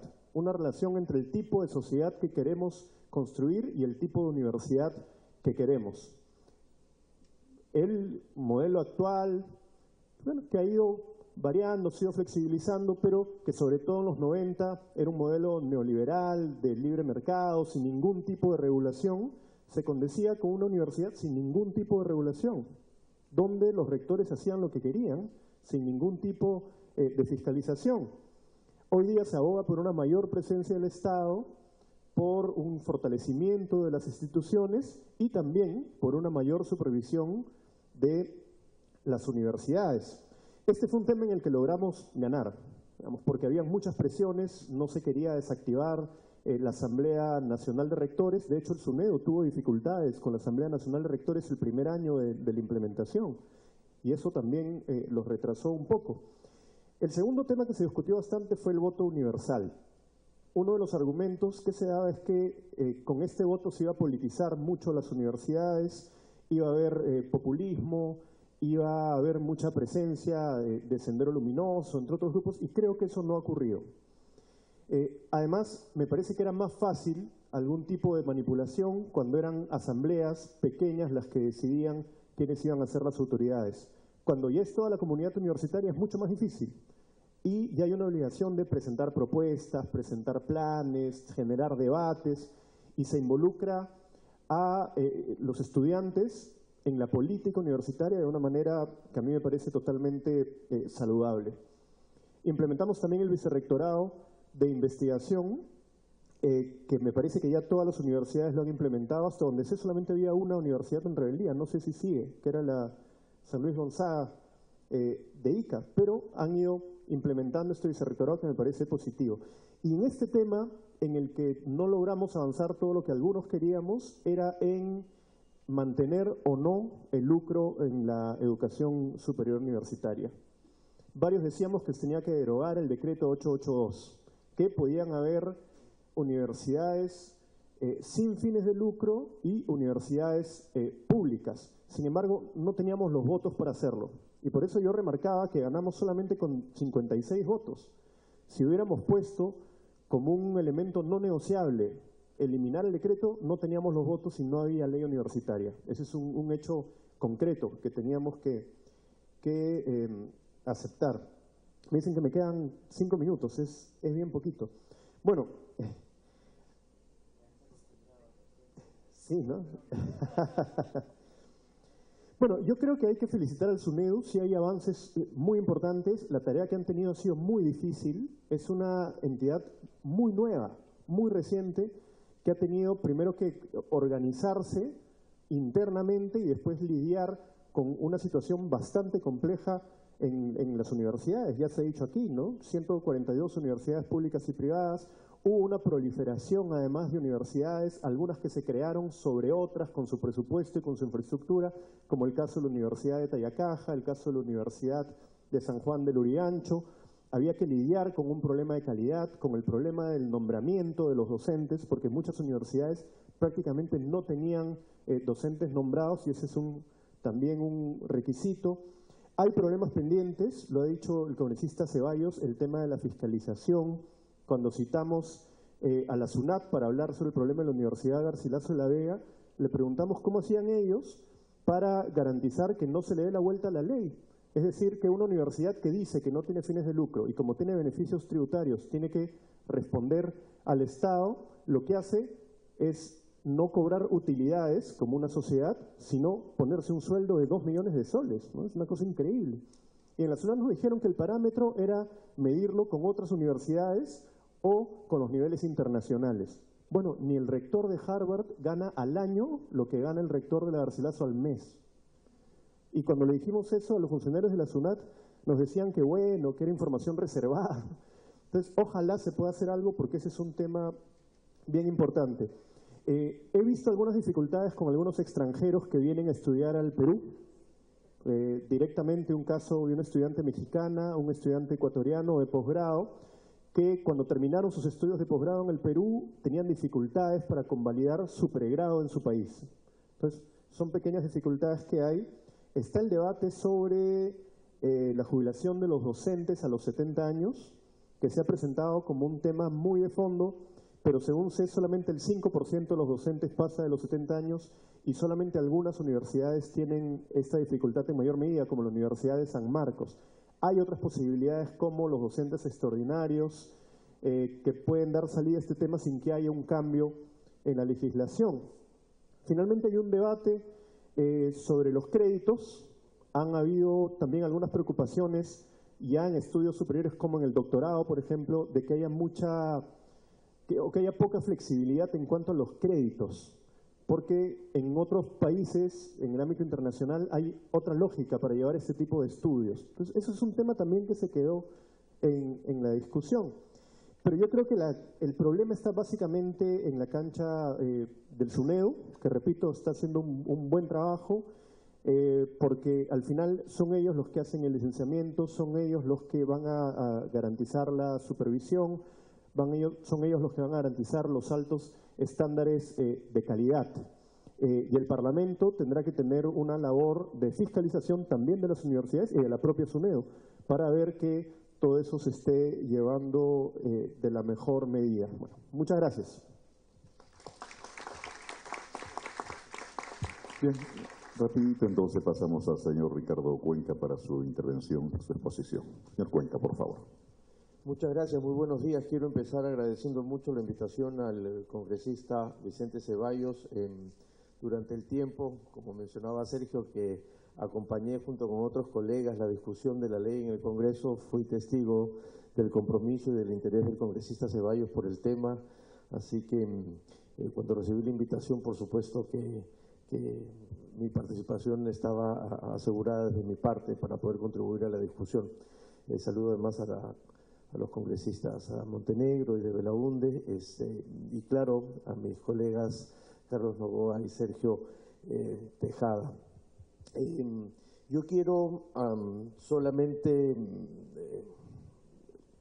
concentrarme en 4 temas muy puntuales respecto de lo que sucede con la ley y con la discusión de la reforma. He sostenido más de una vez que creo que los 3 puntos más importantes de la discusión alrededor de la nueva ley universitaria en el Perú tuvieron que ver con 3 temas que creo fueron cruciales, no solo desde un punto de vista académico, que es de donde yo hablo, sino que también muy claro y muy importante respecto de la vida de la educación superior en el país. Uno es que nos permitió renovar el diagnóstico del sistema universitario. Hasta ese momento no se tenía información muy clara, salvo el censo del año 2010 que implementaba la ANR, sobre qué es lo que pasaba con las universidades, y eso nos permitió tener información valiosa del sistema universitario y no solo de lo que sucedía en cada una de las universidades. Allí nos dimos cuenta, entre otras cosas, que habían universidades, no solo las 142 que existen ahora, como mencionó ya Carlos, sino que habían universidades, no voy a decir cuáles porque son parte de mis casos de estudio, en donde, por ejemplo, la plana docente eran profesores de primaria, maestros de primaria.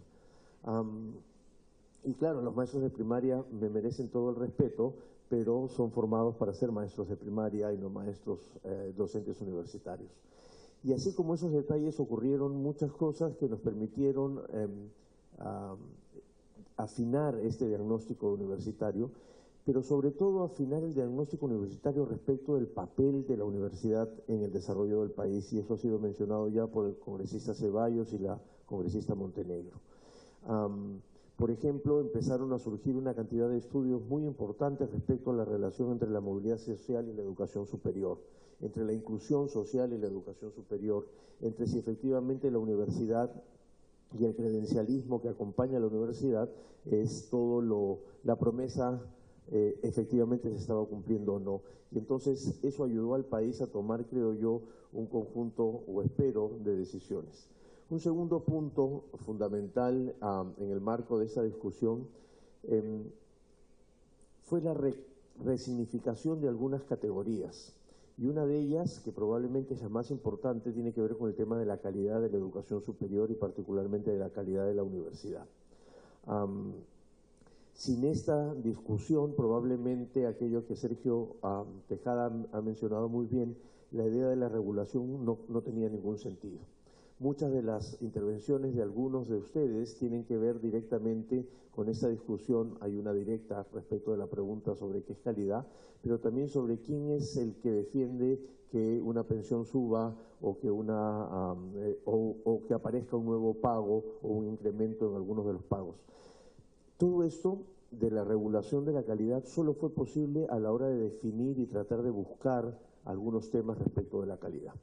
Y allí un tema crucial en la discusión fue volver a concentrar el interés universitario en el desarrollo y la producción de conocimiento, en la investigación.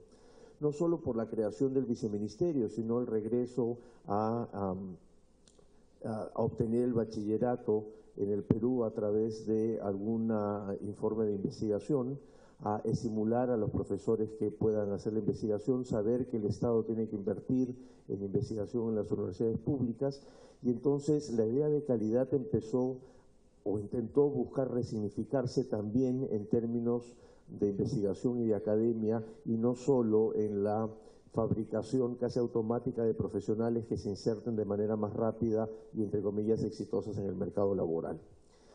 Y un tercero, lo pongo al último, porque creo personalmente que es el más importante en esa discusión alrededor de la ley universitaria, tuvo que ver con la consideración que la universidad es una política pública y no es, como se había manejado hasta el momento, un tema de interés solo de las instituciones. Allí donde el país puso el acento en darse cuenta que el beneficio de la educación universitaria, de una joven o un joven educado en la universidad, por supuesto de calidad, el beneficio es mucho mayor para la sociedad que para él mismo, es que empezó a discutirse, creo yo, con seriedad y sinceridad, que el tema universitario es un tema de política pública. De suerte me llegó hace algunos meses una frase que más o menos ayudaba a entender en un foro que el tema de la autonomía había llegado a tales límites que se había perdido el interés nacional por el tema universitario, porque se había pensado que la autonomía era un privilegio y no una responsabilidad. Y yo creo, estoy convencido que la autonomía es sobre todo una responsabilidad antes que la decisión de poder hacer lo que quiero sin pensar en el país. Entonces, asociar la discusión de la universidad con el desarrollo, asociar la existencia de la universidad con la democratización del país, que es un tema al que no llegamos todavía y que la congresista Montenegro ha aludido en términos de los valores dentro del sistema universitario. Hay una discusión en la agenda mundial respecto de la importancia de la universidad en la formación y fortalecimiento de las democracias. Esta tarea que se fue encargada de la educación básica es insuficiente, y entonces este viraje de la educación superior solo hacia el mundo del trabajo tenía que estar asociado y vinculado con el tema de la democratización, un tema que todavía no discutimos y que podría estar pendiente.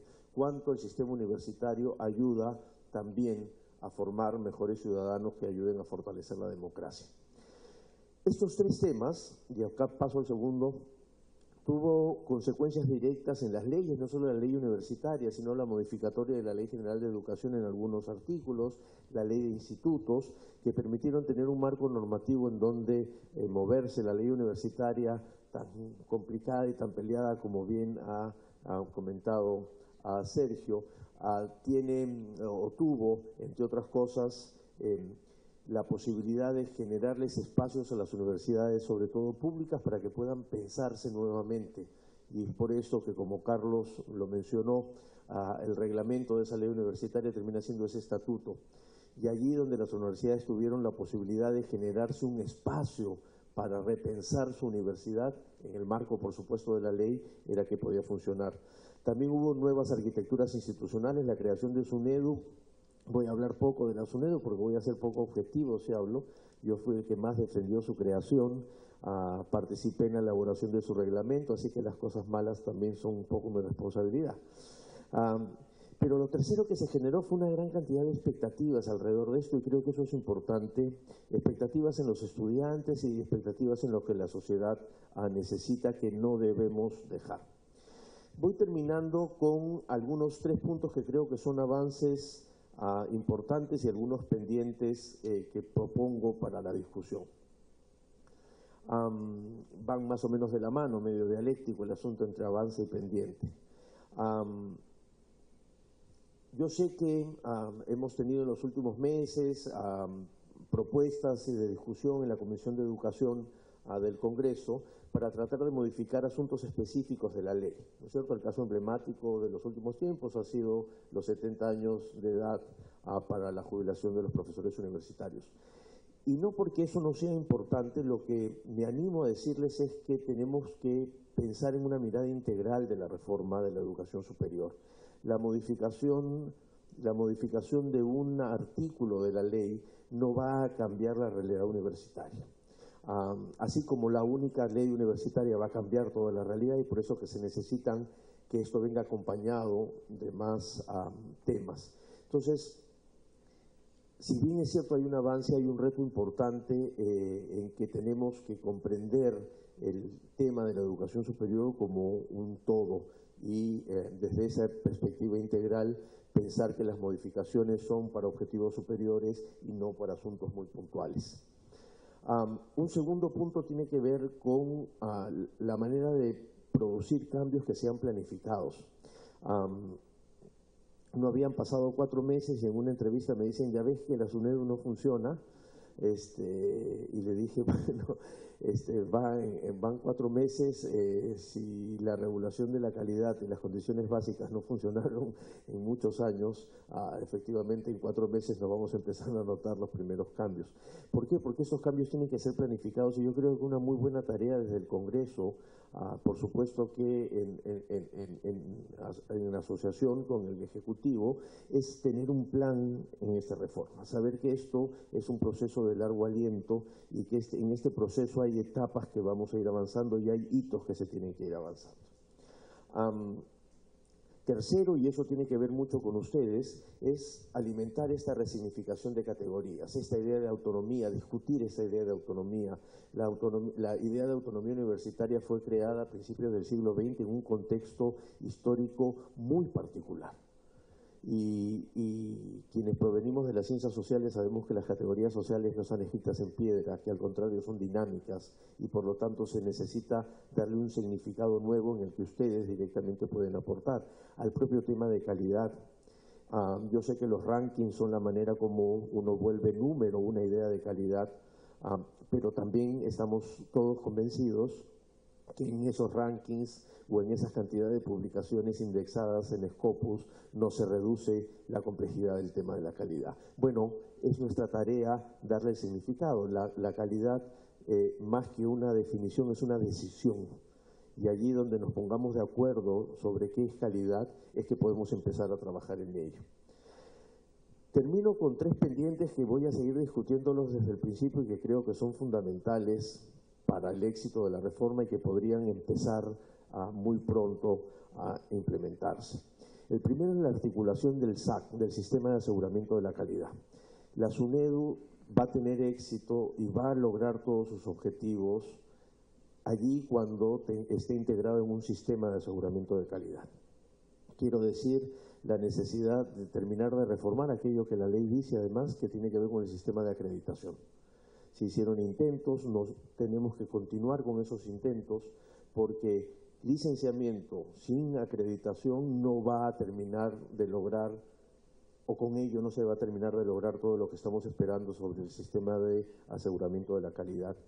Más aún porque, por lo menos todos los estudios así lo dicen, allí donde los sistemas se han masificado de forma desregulada, como en el caso peruano, en el que la oferta ha crecido mucho, la matrícula, ahora, según las taxonomías internacionales, somos un sistema masivo, hemos llegado a más del 35% de jóvenes en las universidades, necesita buscar todos los mecanismos posibles para asegurar esa calidad.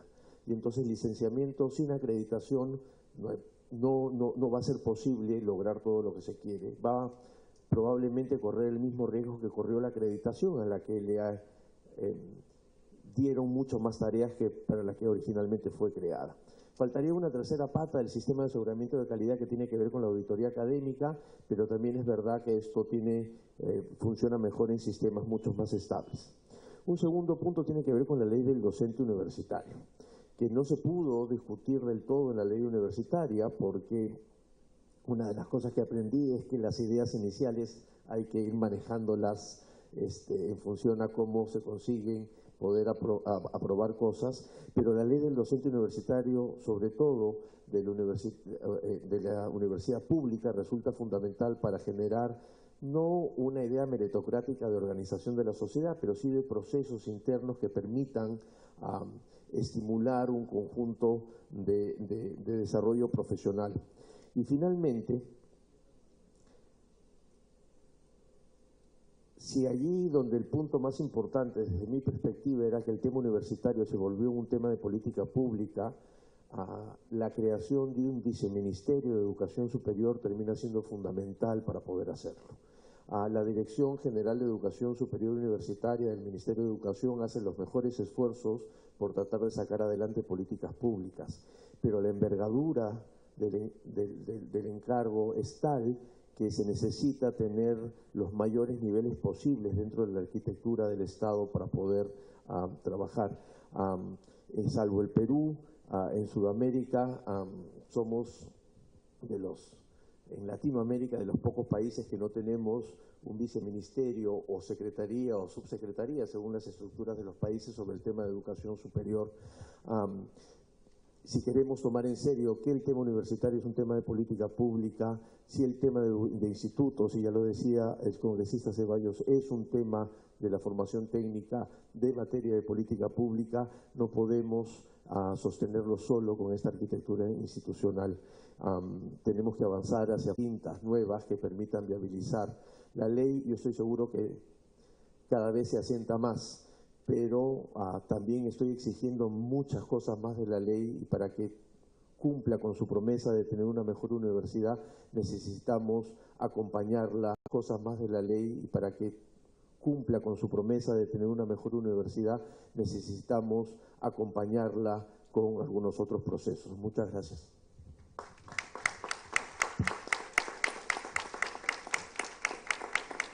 Muchas gracias, doctor Ricardo Cuenca, igualmente al ex congresista Sergio Tejada, ambos expositores. Ahora sí, los comentarios a cargo del congresista de la República, Alberto de Belaúnde. Señor congresista, por favor.